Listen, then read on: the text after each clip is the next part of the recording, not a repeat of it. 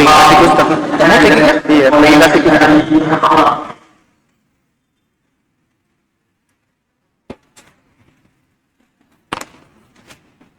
Kita masih di pembahasan sholat Jumat dan akan membaca hadis 432 dan kitab ini alhamdulillah kita tidak bisa bilang tidak terasa dan ini sudah tahun kedua kita masih 432. Kata beliau di hadis 432, wa an Jabir radhiyallahu ta'ala anhu qala anna an-nabiy sallallahu alaihi wasallam kana yaktubu qa'iman faja'a tirun minasy-syam fambatana hatta lam yabqa illa 12 rajulan rawahu Muslim. Hadis 432 ini riwayat Muslim.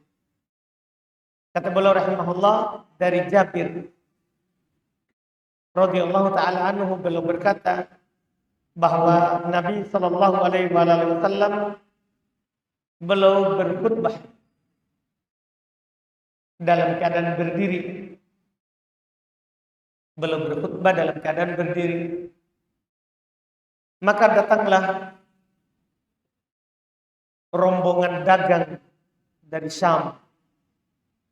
Biasa dulu orang dari arah Suriah, ya, dari arah Baitul Maqdis itu datang berdagang ke Makkah, ke Madinah. Sebaliknya juga penduduk Makkah, penduduk Madinah juga ada perjalanan dagangnya ke sana. Sekarang ada kejadian di sini, Nabi khutbah dalam keadaan berdiri, maka datang rombongan dagang dari Syam. Fanfatalan nasu ilaiha, maka orang-orang keluar ke sana. Padahal Nabi sedang khutbah. Tapi tidak boleh kita katakan sahabat tidak beradab. Tidak. Ini terjadi tentunya mereka tidak tahu hukum. Karena ini awal Islam. Orang-orang pun keluar ke rombongan dagang. Hatta lam yabqa illa 12 rajulan. Sampai tidak tersisa kecuali 12 orang. Kecuali 12 orang. Dan Nabi tetap lanjutkan khutbahnya. Nabi tetap lanjutkan khutbahnya. Hadis ini beliau bawakan terkait dengan jumlah peserta Jumat yang dianggap supaya bisa didirikan Jumat. Ini paling pokoknya. Adapun masalah Nabi berkhutbah berdiri, itu sebentar kita akan singgung di hadis nanti, ada nomor 434. Itu akan disinggung ulang. Jadi ini membicarakan berapa jumlah baru bisa menegakkan Jumat. Para ulama rahimahumullah dalam masalah ini sebagai faedah untuk antum ada 6 pendapat terkait dengan berapa jumlah orang baru dianggap Jumat itu bisa ditegakkan. Jadi ada 6 pendapat. Pendapat pertama harus 40. Ini yang paling sering kita dengar. Yang paling sering kita dengar, tidak boleh kita mengadakan Jumatan kecuali jumlah orang yang hadir 40. 40. Jadi kalau ada perkampungan, jumlah penduduknya di situ belum 40, maka harus ke kampung sebelah. atau dirikan masjid di tengah kampung, antara kampung satu dengan kampung yang satu, kalau sedikit-sedikit jumlahnya. Karena mereka mempersyaratkan harus 40. Siapa yang punya pendapat ini yang terkenal di Indonesia, di negeri kita ini, karena ini madhab Imam Syafi'i. Imam Syafi'i belum punya pendapat 40 baru bisa kita melaksanakan Jumat. Pendapat kedua lebih tinggi lagi, 50 baru dianggap, baru boleh melaksanakan Jumatan. Ini satu riwayat dari Imam Ahmad. Pendapat beliau rahimahullah. Kemudian pendapat ketiga 12. Ini ada angkanya tadi di hadis. 12 orang enggak apa-apa, karena Nabi tadi beliau khutbah keluar semua orang kecuali 12. Dan Nabi tidak menyalakannya. Iya. Nabi tetap lanjut. Nabi tidak batalkan Jumatnya. Padahal sisa berapa? 12. Pendapat keempat, yang penting sudah ada 4 orang. Kalau ada 4 orang, itu sudah sah Jumat. Iya. Khatib, imam, muadzin, satu makmum. Ini pendapat Abu Hanifah. Dan ini juga pendapat Imam Malik rahimahullah. 4 orang. Pendapat kelima, 3. 3 orang sudah bisa. Muadzin, khatib, dia kan bisa jadi imam. Dia bisa jadi imam. Kemudian satu yang makmum. Satunya makmum. Ini pendapat riwayat yang kedua dari Imam Malik. Dan ini, pendapat ini, ya, juga yang dipilih oleh beberapa ulama lain seperti Ibnul Mubarak, Al-Auza'i, Abu Thawr, dan yang semisalnya dari ulama salaf. Kemudian pendapat keenam tidak memakai angka, tapi apa yang sah sholat berjamaah maka sah Jumat. Ini lebih luas. Tidak menyebut angka. Tidak ada bilangan 40, 50, 12, 4, 3. Tidak. Pendapat keenam ini, apa yang bisa kita dirikan jamaah maka sudah bisa Jumat. Pertanyaannya, berapa bisa mendirikan Jumat jamaah?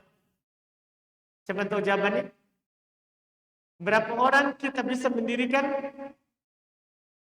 sholat jamaah? Kan 2. Imam sama makmum. Itu sudah dianggap jamaah. Maka dengan angka itu sudah bisa menegakkan Jumat. Kan bisa khatib naik, itu makmumnya kan adzan. Makmumnya melakukan adzan. Kemudian nanti dia setelah adzan dengarkan khutbah.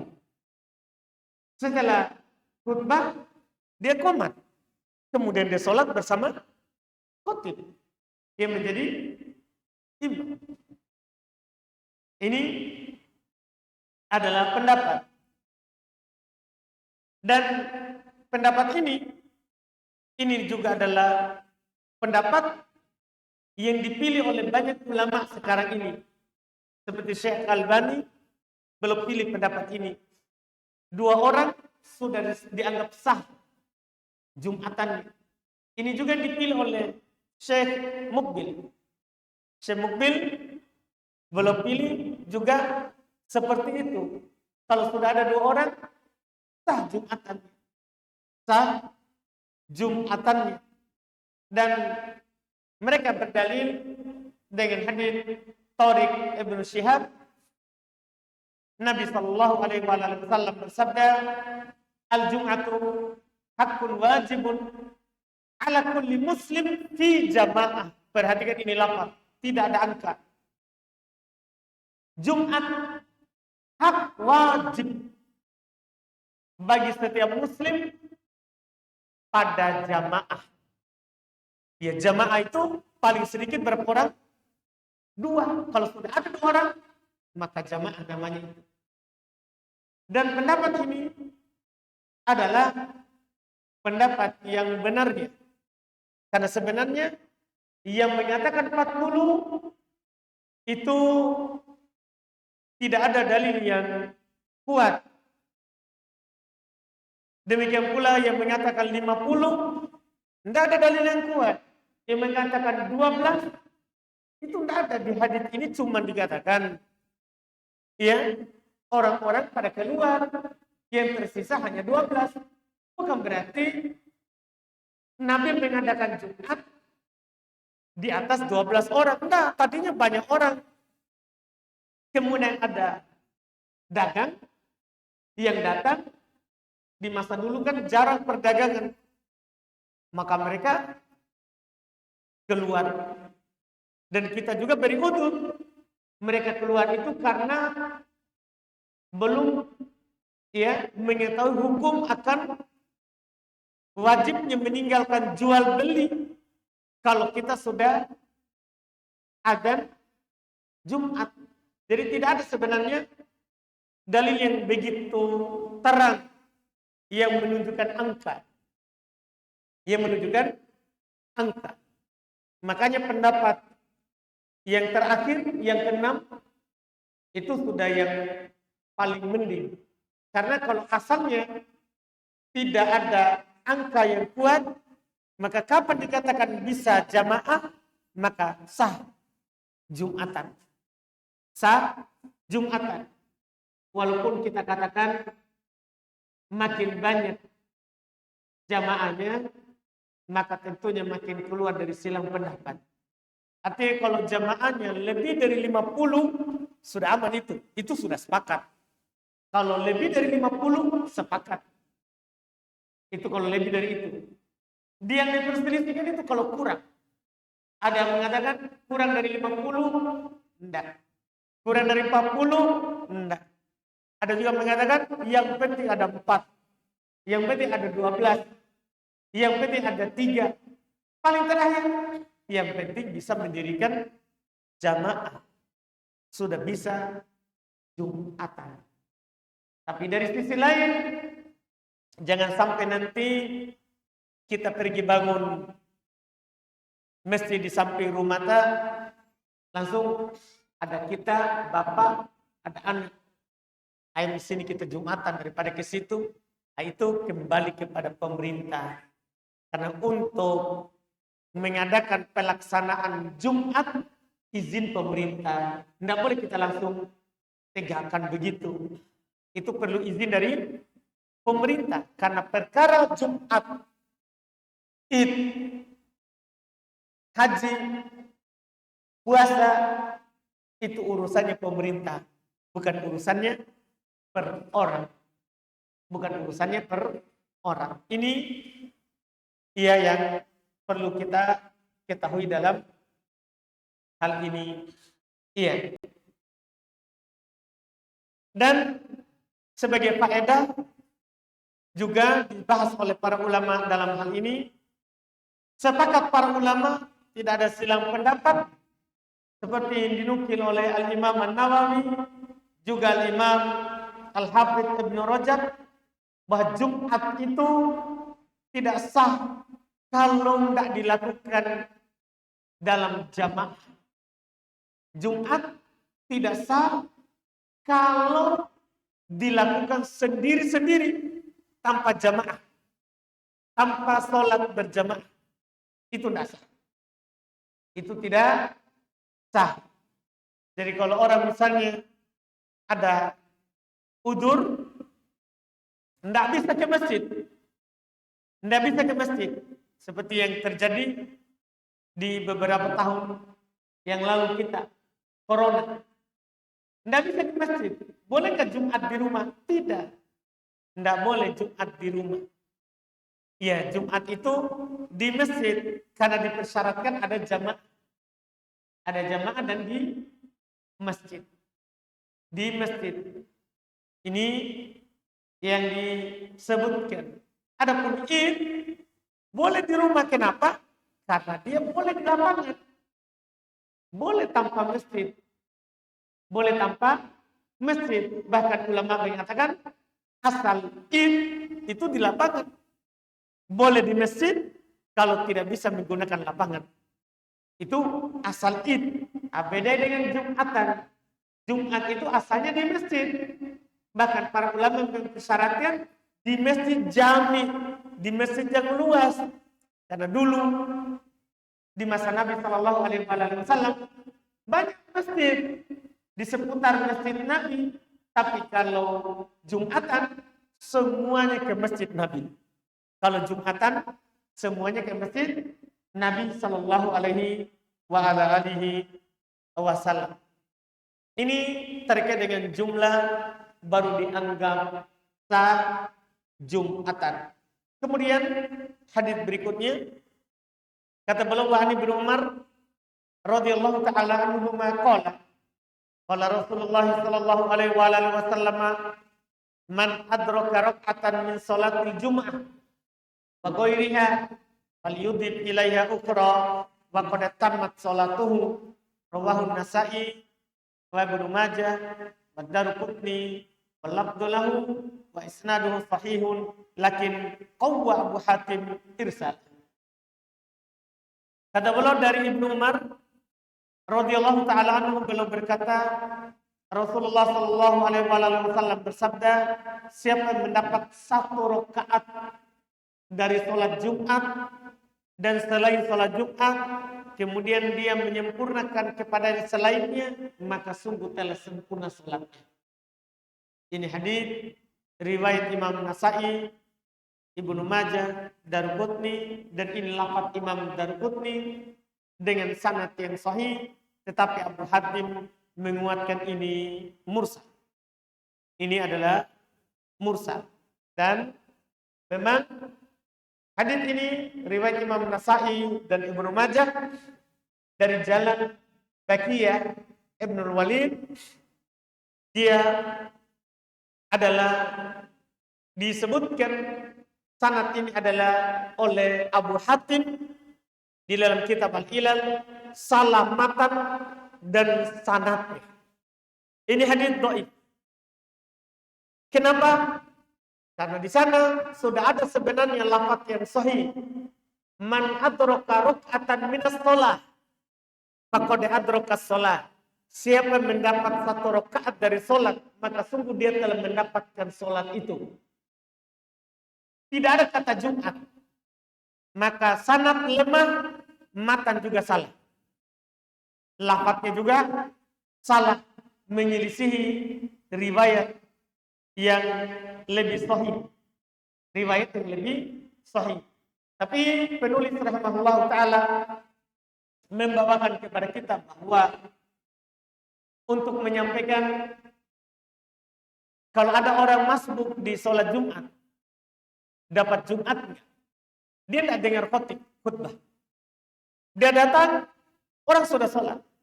Itu dapat Jumat atau tidak? Dapat Jumat atau tidak? Hadis yang ada di hadapan kita dhaif. Hadis ini dhaif. Cuman kita samakan sholat Jumat dengan sholat 5 waktu yang lain.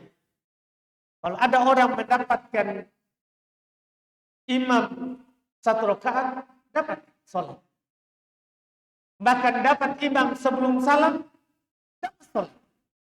Berdalil dengan hadis Bukhari Muslim, kata Nabi Shallallahu Alaihi Wasallam, "Idza ataitumus shalah fa'tuha bis sakinati wal waqar." Kalau kalian mendatangi sholat, datangi dengan tenang dan penuh wibawa. Nggak usah lari, nggak usah tergesa-gesa. Datangi dengan tenang. Kata Nabi, "Wa ma adraktum fasallu." Apa yang kalian dapat langsung ikut. "Wa ma fatakum fa'timu." Apa yang luput sempurnakan setelah salam. Setelah salam. Ini kan hadits umum. Jumat atau selain Jumat. Iya, selain Jumat. Dan sudah saya sebutkan tadi lafaz yang benar, sahih dari Abu Hurairah riwayat Bukhari Muslim, "Man adraka raka'atan minas shalah faqad adraka shalah." Siapa yang mendapat satu rakaat dari salat, ini kan masuk salat apa? Jumat. Walaupun penyebutan kata Jumat tadi dhaif. Ini lafaz benar Bukhari Muslim. Siapa yang mendapat satu rakaat dari salat, sungguh dia telah dapat salat. Ini lafaz yang benar. Ini Bukhari Muslim dari Abu Hurairah. Dari Abu Hurairah. Dengan dalil ini, maka seorang mendapati imam dalam sholat Jumat, walaupun tidak mendengar khutbah, dapat sholat. Dapat Jumat. Tidak perlu dia sholat zuhur. Tidak perlu dia sholat zuhur. Tapi kalau dia tidak dapat sholat, dia tidak dapat Jumat. Wajib dia sholat zuhur. Wajib dia sholat zuhur. Ini yang disebutkan. Adapun dia tidak mendengar khutbah, itu kan masalah dia punya uzur atau tidak. Kalau tidak punya uzur, dia berdosa. Karena mendengar khutbah Jumat wajib. Mendengar khutbah Jumat adalah wajib. Kalau dia tidak punya uzur, dosa. Kalau punya uzur, tentunya tidak berdosa. Misalnya ketiduran, tidak terbangun, kecuali imam sudah sholat, ya, atau hal-hal lain yang merupakan uzur, dia terlambat. Adapun uzurnya kalau jual beli, ini tidak boleh. Nanti kita akan bicarakan nanti setelahnya, insyaallah taala, masalah uzur dengan jual beli. Dan kita juga sudah singgung sebelumnya. Seorang kalau hari Jumat itu harus meninggalkan yang namanya jual beli, meninggalkan yang namanya jual beli. Kemudian hadis ketiga untuk malam ini, kata beliau rahimahullah,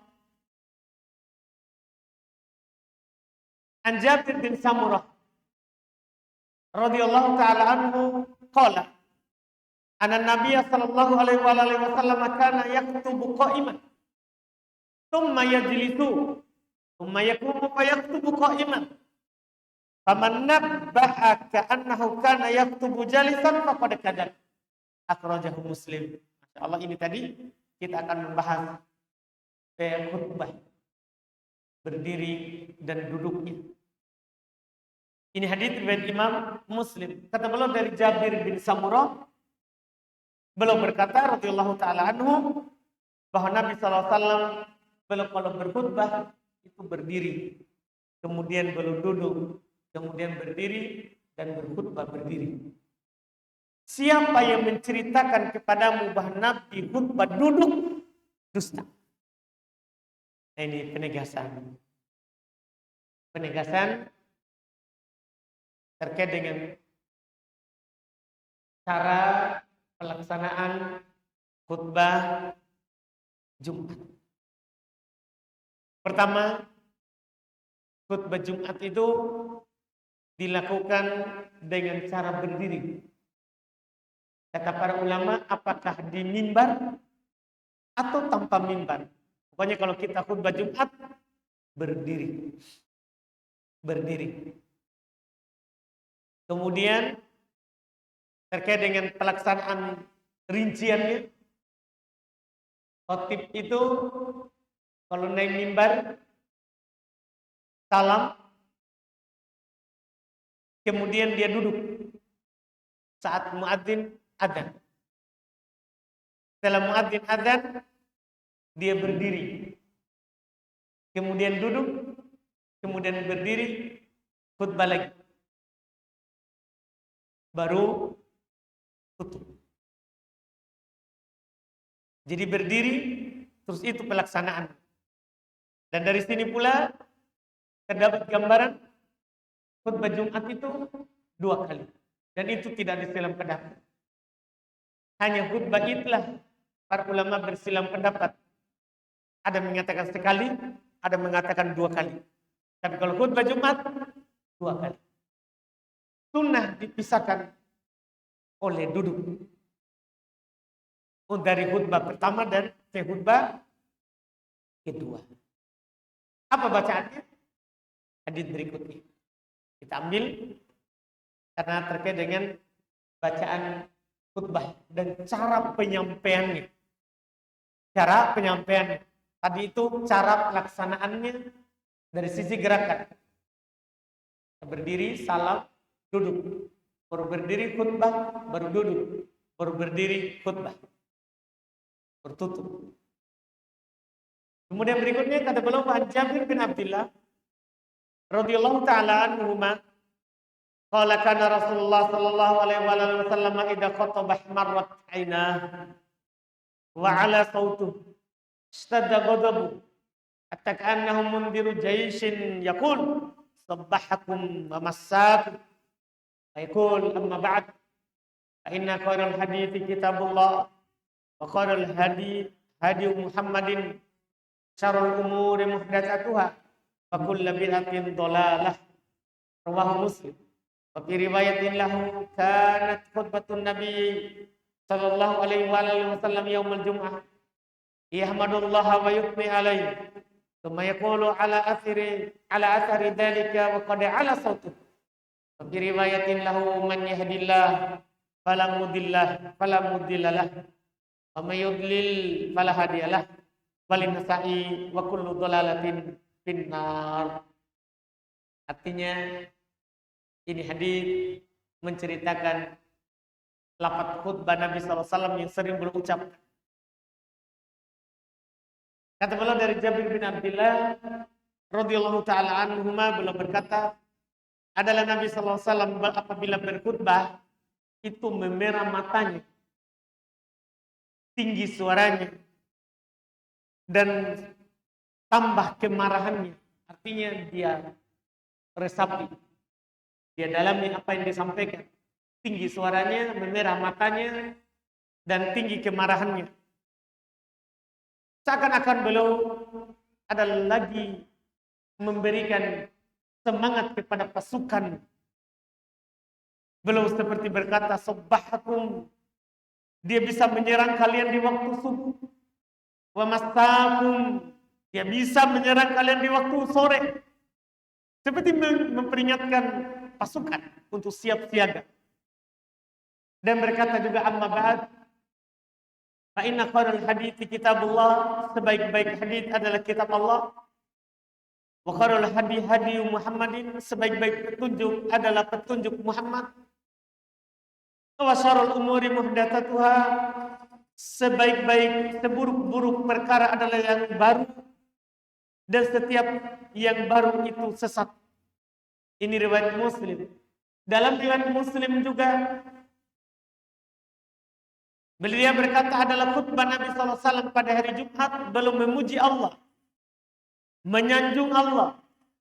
Kemudian setelah itu baru beliau menyampaikan khutbah setelah itu dan meninggi suaranya. Nabi kalau khutbah suaranya tinggi. Dalam riwayat juga riwayat Imam Muslim, Nabi juga membaca may yahdillahu fala mudhillalah. Siapa yang Allah beri petunjuk, tidak ada yang bisa menyesatkan. Wa may yudlil fala hadiyalah. Siapa yang Allah sesatkan, tidak ada yang bisa memberinya petunjuk. Dalam riwayat Imam An-Nasa'i dikatakan setiap kesesatan itu di neraka. Ini lafaz khutbah Nabi maksudnya. Kalau terkait dengan pendahuluannya, itu yang sering kita dengar, yang dibaca oleh para ustaz-ustaz kita kalau khutbah Jumat. Innal hamdalillah nahmaduhu wa nasta'inuhu wa nastaghfiruh, sampai habis. ditambah 3 ayat di tengahnya. Itu khutbahnya Nabi sallallahu alaihi wasallam. Setelah itu belum menyampaikan isi khutbahnya. Di sini tidak disebutkan isi khutbahnya karena isi khutbah Nabi macam-macam. Tergantung apa yang mau beliau ingatkan dan yang mau beliau sampaikan. Kadang beliau baca satu ayat, kadang belum membaca satu surat. Ya, bahkan di beberapa khutbah belum menyambung surat Qaf. Di beberapa khutbah belum hanya baca surat Qaf. Sampai ada sahabat berkata, saya tidak hafal surat Qaf kecuali dari mimbar khutbahnya Nabi Sallallahu Alaihi Wasallam. Tidak apa-apa disambung satu surat Jumat ini. Ini kalau kita khotibnya tidak ganti-ganti. Iya, tidak ganti-ganti. Selalu khotib yang itu. Maka boleh disambung. Boleh disambung. Baca satu surat, tidak selesai, surat lain lagi, surat sambung lagi di khutbah berikutnya. Karena dalam khutbah Jumat itu yang penting mengingatkan orang kepada Allah. Mengingatkan orang kepada Allah. Kita sudah pahami bersama firman Allah Subhanahu wa taala, ya ayyuhalladzina amanu idza nudiya lis-sholati min yaumil jum'ah fas'au ila dzikrillahi wa dzarul bai'. Wahai orang-orang beriman, apabila kalian dipanggil untuk sholat Jumat, maka bersegeralah kepada dzikrillah dan tinggalkan jual beli. Jadi inti daripada khutbah Jumat adalah kita mengingatkan orang supaya mereka lebih mendekatkan diri kepada Allah Subhanahu wa taala. Tidak boleh dalam khutbah Jumat mengingatkan, mendekatkan orang kepada dunia, tidak boleh. Mengingatkan sebentarnya dunia, boleh. Dan itu juga mengingatkan orang untuk menuju Allah. Untuk menuju Allah. Adapun mengingatkan orang hanya dunia semata, tidak boleh pada khutbah Jumat. Bahkan sebagian para ulama rahimahullah ta'ala, mereka menyebutkan dalam khutbah Jumat wajib ada pujian terhadap Allah. Wajib ada salawat kepada Nabi Sallallahu Alaihi Wasallam. Kemudian wajib ada mau'idhah. Wajib ada nasihat yang mendalam. Itu intinya. Tidak harus panjang. Tidak harus khutbah itu panjang. Nanti kita akan sampaikan di hadis berikutnya. Jelas dalam khutbah kita sampaikan nasihat. Tadi ada isyarat bahwa khutbah itu Nabi kalau berkhutbah belum tinggikan suaranya. Tapi para ulama mengingatkan tidak boleh juga tingginya berlebihan. Seorang harus ukur suaranya. Dan sampai ada sebagian orang kalau dia tinggikan suaranya, hilang hafalannya. Hilang hafalannya. Tidak nyambung kata-kata yang dia sampaikan. Iya, tidak nyambung. Terus juga akan membuatnya capek. Baru ceramah sedikit, sudah poso akhirnya pingsan.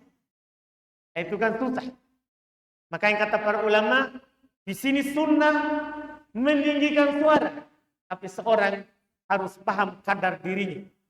Harus paham kadar dirinya di dalam berkhutbah. Dan dari sini pula para ulama dilihat dari hadis Nabi tadi, dianjurkan dalam khutbah itu seorang penyampaiannya itu dia memang dalam, sehingga dia tinggi pada saat ada penekanan dan juga bisa merendah suaranya pada saatnya dia merendah. Ini tergantung yang dia resapi dan dalami dalam hal yang dia sampaikan. Dalam hal yang dia sampaikan. Kemudian tidak boleh terlalu panjang. Karena kalau panjang itu sudah orang akan mulai bosan. Apalagi di tempat-tempat yang orang sibuk dengan dunianya. Iya, di perkantoran, di pasar, khotib harus paham. Khotib itu harus paham keadaan dia mau sampaikan khutbah di mana. Karena khutbah itu bukan masalah hafalan, tapi ini adalah nasihat yang mendalam. Bagaimana orang bisa mengingat Allah Subhanahu wa taala. Dan ini tentunya perlu pendalaman, pengalaman, dan ilmu yang dalam. Sebagai penutup, saya sebutkan ini hadis yang perlu sebutkan karena ringan saja fikihnya. 436. Kata beliau an Ammar bin Yasir. Ini hadis hendaknya semua khotib menjadikannya di hadapan matanya. Dan sebagian khotib begitu, kalau sudah bicara dia tahan. Iya, dia harus sampaikan semua yang dia mau sampaikan. Sehingga lupa waktu. Dan itu sebenarnya karena kurangnya ilmu kita terkait dengan cara khutbah, sedikitnya pengalaman. Dan kurangnya ilmu. Kadang ada orang banyak pengalamannya, tapi belum belajar fikih khutbah. Belum belajar fikih khutbah. Kadang juga sebabnya sebenarnya karena kita baru turun saja. Jadi kita kalau baru khutbah biasanya sudah dihafal memang di rumah. Sehingga kalau belum semuanya disampaikan kita merasa tidak nyambung. Iya, nah ini ada hadis di sini riwayat Muslim. Belum sampaikan, bagus sekali untuk dipegang oleh seorang yang menjadi khatib. Kata beliau an Ammar bin Yasir radhiyallahu taala anhu qala sami'tu Rasulullah sallallahu alaihi wasallam yaqul inna tula salatir rajul wa qisara khutbatihi mi'innatun min fikihihi. Rawah Muslim. Hadis riwayat Imam Muslim. Kata beliau dari Ammar bin Yasir radhiyallahu taala anhu, beliau berkata, saya mendengar Rasulullah SAW bersabda, sungguh panjangnya solatnya seorang dan pendeknya khutbahnya itu termasuk tanda dalamnya pemahamannya. Dia punya ilmu luas. Karena dia bisa meringkas tapi orang paham. Sampai yang mau diingatkan. Ini berarti ilmunya luas. Jadi jangan salah paham. Sebaliknya. Karena sebagian orang kalau sudah mulai panjang khutbahnya, langsung kita bilang, wah, enggak. Sebaliknya. Itu kalau ceramah biasa. Kalau khutbah beda. Kalau pendek khutbahnya, tapi yang dia mau sampaikan tersampaikan. Itu menunjukkan dalamnya pemahamannya. Ini riwayat Imam Muslim. Dalam riwayat Imam Muslim juga, Nabi SAW bersabda, fa'atilus sholah. Perintah. Fa'atilus sholah. Ini menunjukkan nanti wajibnya kita seperti ini. Panjangkan sholatnya. Wa qasurul khutbah. Pendekkan khutbahnya. Jangan dibalik. Khutbahnya panjang, sholatnya pendek. Enggak. Kata Nabi, panjangkan sholatnya, ya, pendekkan khutbahnya. Kenapa? Wa inna minal bayani la sihra. Karena sungguh dari penjelasan itu betul-betul sihir. Orang bisa terpengaruh dengan khutbah yang pendek itu. Tapi kalau panjang, tadinya bagus didengar, tapi kalau panjang orang mulai gelisah, akhirnya ujungnya itu membuat lupa yang di awal. Itu sudah dimaklumi bersama itu. Iya, karena seorang yang berkhutbah harus tahu cara membuka, tahu cara menyampaikan isi, dan tahu cara menutup. Tidak boleh dia tutup saat orang sudah bosan. Tapi dia menutup saat orang sebenarnya masih mau. Nanti dia akan dinanti lagi. Kapan itu khutbah? Dia akan ngomong begitu. Tapi kalau tidak begitu, orang lihat di pengumuman, ustaz siapa? Ustaz. Oh, masjid lain. Itu masalah. Itu kenyataan, tidak bisa dipungkiri itu. Sebenarnya bukan karena peserta khutbah, tapi karena khotib. Karena khotib yang membuat orang seperti itu. Makanya dengan dalil ini Ibnu Qudamah rahimahullah taala beliau berkata, yustahabbu taksirul khutbah. Disunahkan kita memperpendek khutbah. Disunahkan kita itu khutbahnya pendek. Iya.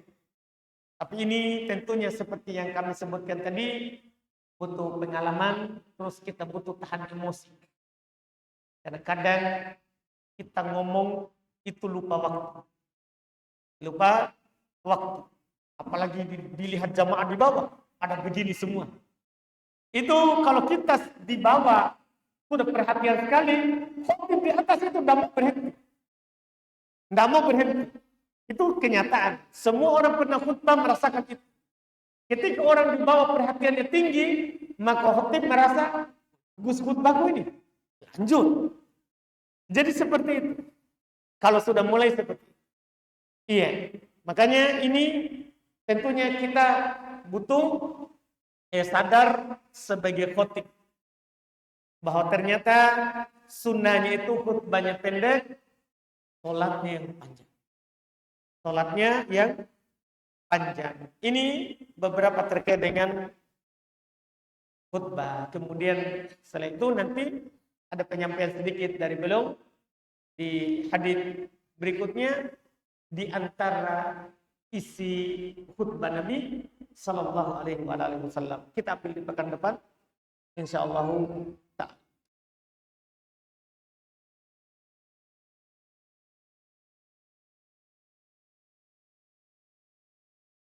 Kita jawab pertanyaan sini sedikit. Apakah boleh kita sholat tahiyat masjid setelah adzan lagi berkumandang, atau kita menunggu adzan selesai baru kita sholat tahiyat masjid?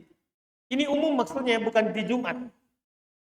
Kalau di selain Jumat, kita tunggu adzan dulu, baru tahiyat masjid. Kita jawab adzan berdiri. Itu kalau selain Jumat. Adapun kalau Jumat, ada para ulama membahas dalam masalah ini. Boleh kita langsung sholat karena mendengarkan khutbah Jumat wajib. Adalah wajib. Nanti tinggal setelah sholat baru kita jawab adzan. Jawab adzan. Itu dibolehkan.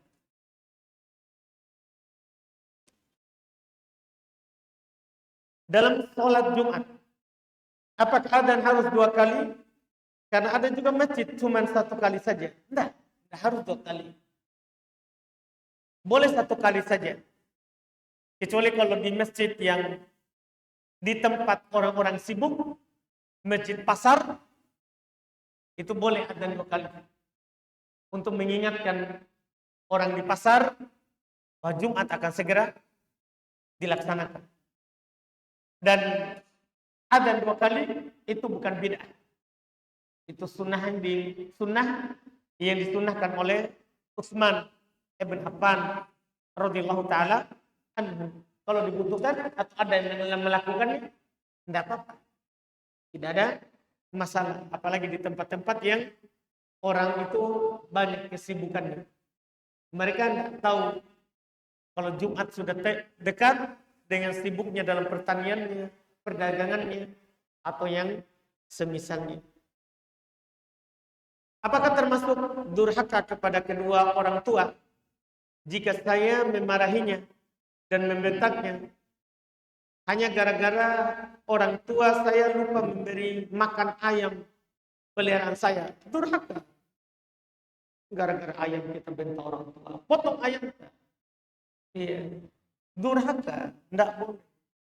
Allah Subhanahu wa taala telah katakan dalam Al-Qur'an, "Fala taqul lahuma jangan bilang bilang begitu saja sudah durhaka. Apalagi membentaknya, memarahinya. Tidak boleh, sabar. Kalau memang kita punya peliharaan, kita sendiri kasih makan. Kita sendiri kasih makan. Dan jangan memarahi orang tua gara-gara hal tersebut. Tidak boleh. Haram untuk membentak orang tua.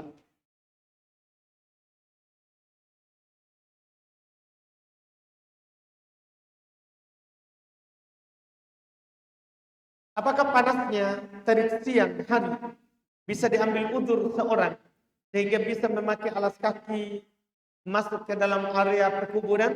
Iya, boleh. Ketika area tanah panas atau ada duri, boleh masuk pakai sandal di area perkuburan. Itu termasuk udzur.